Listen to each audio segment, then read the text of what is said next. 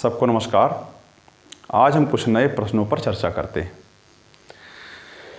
तो सबसे पहले देखिए, वेरी इंपॉर्टेंट है, एनसीएफ 2005 के अनुसार गणित शिक्षण किस पर आधारित होना चाहिए।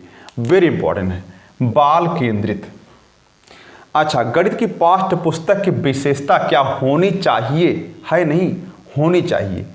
क्रमबद्धता, तार्किकता, मैंने तर्क दे करके उसमें बातें लिखी गई हूँ, क्रम से लिखी गई हूँ। ये नहीं कि पहले आप घटाना सिखा दे तब जोड़ना सिखाएं। तो क्रमबद्धता होनी, अवधारणाओं का स्पष्टीकरण, यानी जो भी नियम कानून दिए जाए वो बिल्कुल स्पष्ट रहे। अच्छा, तो ये सभी गुण उसमें होने चाहिए। गणित की पाठ्य पुस्तक के सभी गुण इंपॉर्टेंट हैं और एनसीएफ 2005 हमेशा बाल केंद्रित शिक्षा पर आधारित होती है। आगे देखिए, पहला क्वेश्चन है जो वेरी इंपॉर्टेंट भी है, जरा ध्यान दीजिए। पहला क्वेश्चन वेरी इंपॉर्टेंट भी है, तो वो लिखा गया है। पहला क्वेश्चन मैं बना दे रहा हूं यहां पर। तो ये इस प्रकार से बनाया गया है, ऐसे बना दिया गया मान लीजिए, और कहा कि आरएस और क्यूपी ये दोनों समांतर है। ये ओपी नहीं क्यूपी है, ठीक है ना। क्यूपी समांतर है आरएस के, ये दोनों समांतर हैं। यानी कि अगर मैं इसको थोड़ा और आगे ऐसे बढ़ा दूं तो ये रेखा जो है ये इसके समांतर है, और आप सब जानते हैं ये संगत कोण जो है आपके हमेशा बराबर हो जाए। अगर ये 130 अंश का है तो ये भी 130 अंश का हो जाएगा। नाम मैं लिख दे रहा हूं यहां पर, 110 भी लिखा यहां पर, और ये हो जाएगा आपका क्यू। क्या पूछा आपसे? पी क्यू आर ये पूछा है। तो अच्छा, अगर ये 130 अंश का है तो रैखिक युग्म का मतलब होता है जिन दो कोणों का योगफल 180 अंश हो जाए। तो ये हो जाएगा 50, ये पूरा 180 होना चाहिए। अगर ये 50 हो गया, थोड़ा और स्पष्ट बनाना चाहे तो बना सकते हैं, और स्पष्ट दिखाई देगा। इसको ऐसे बना सकते हैं। ये हो गया 130, क्योंकि एक आंतर कोण क्या नाम है इसको, संगत कोण बोलते हैं, और ये रैखिक युग्म है, इसलिए जो है। अच्छा,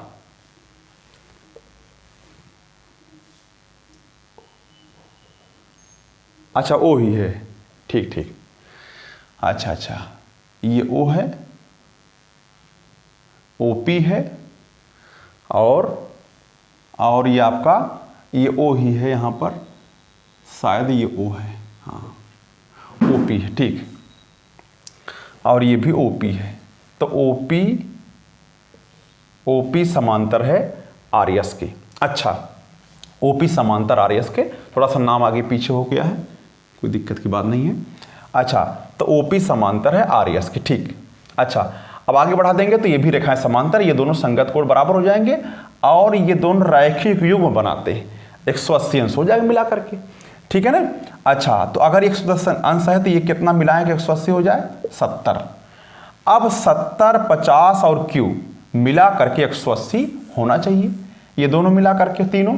तो 70 प्लस 50 और प्लस जो है ये आपका कोण क्यू मिला करके 180 होना चाहिए।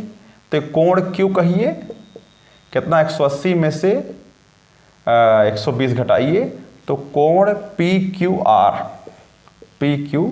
आर बराबर 60 अंश का हो जाएगा। यानी कि अब ध्यान दीजिए, ओपी समांतर है आरएस के, ठीक, दोनों रेखाएं समांतर हैं, तो ये आपके संगत कोण बराबर हो जाएंगे।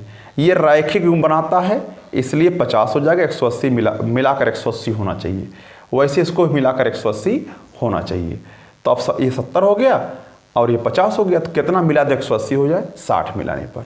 इस प्रकार से आपको कोण पी क्यू आर मिल जाएगा। आगे बढ़ते हैं।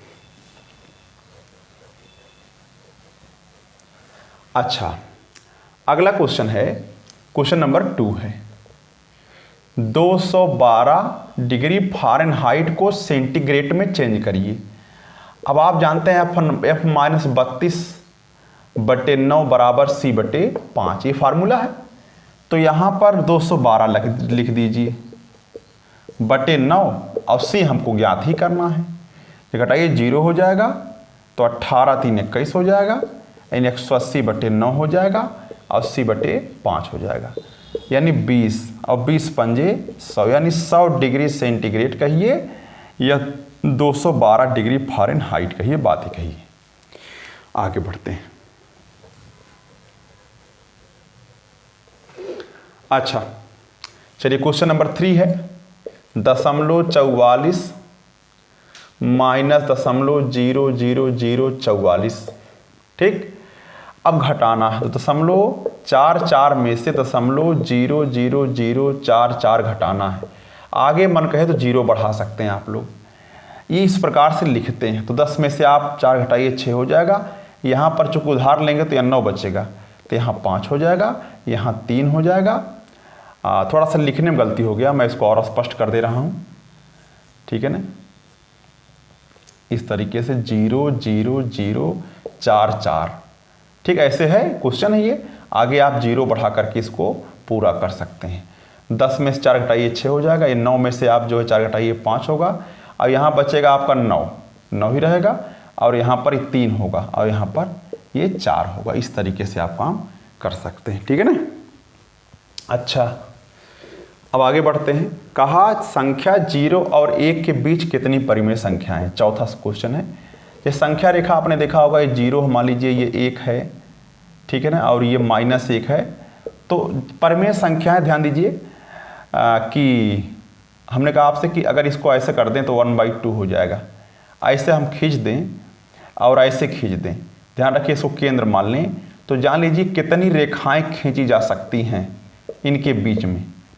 कहने का मतलब है कि आप खींचेंगे तो अनंत रेखाएं खींच सकते हैं। तो वैसे 0 और 1 के बीच में अनंत परिमेय संख्याएं भी प्राप्त होती हैं। यानी किन्हीं दो परिमेय संख्याओं के बीच में, किन्हीं दो परिमेय संख्याओं के बीच में अनंत परिमेय संख्याएं प्राप्त होती हैं। परिमेय संख्याएं प्राप्त होंगी, ठीक है ना। यानी किन्हीं दो परिमेय संख्याओं के बीच में, चाहे 0 1 हो, चाहे -1 हो, -1 और +1 हो, 1/2 और 1 हो, यानी कोई भी दो संख्याएं हो, परिमेय संख्याएं हों, उनके बीच में हमेशा अनंत परिमेय संख्याएं प्राप्त हो सकती हैं।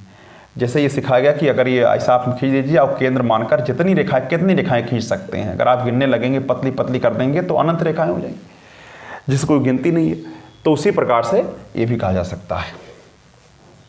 अच्छा, 1 टन कहिए या मीट्रिक टन कहिए, ध्यान रखिए दोनों बातें सेम हैं। टन कहिए चाहे उसको मीट्रिक टन कहिए, हमेशा 10 क्विंटल के बराबर होता है। 10 क्विंटल या 1000 किलोग्राम के बराबर होता है। तो 1 ton plus 1 quintal plus 40 kilogram, ठीक है ना, प्लस 40 किलोग्राम। 1 टन का मतलब हो गया 1000, 1 क्विंटल मतलब हो गया 100 किलोग्राम, और 40 किलोग्राम ये आपका हो गया। यानी अगर आप किलोग्राम में सबको चेंज करते हैं तो ये 1140 किलोग्राम हो जाएगा, ठीक है ना।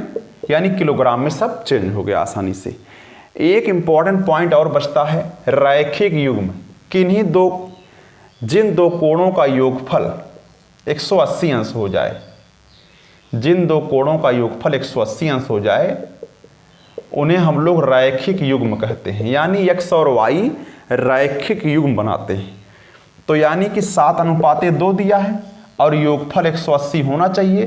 तो शॉर्टकट तरीका है कि 7 और 2 9 से भाग कर दीजिए, आएगा 20। अब पहला कोण अगर निकालना है तो 7 × 20, और दूसरा कोण निकालना है तो 2 × 20, यानी 140 और 40। इस प्रकार से आप कोण निकाल सकते हैं। आगे बढ़ते हैं।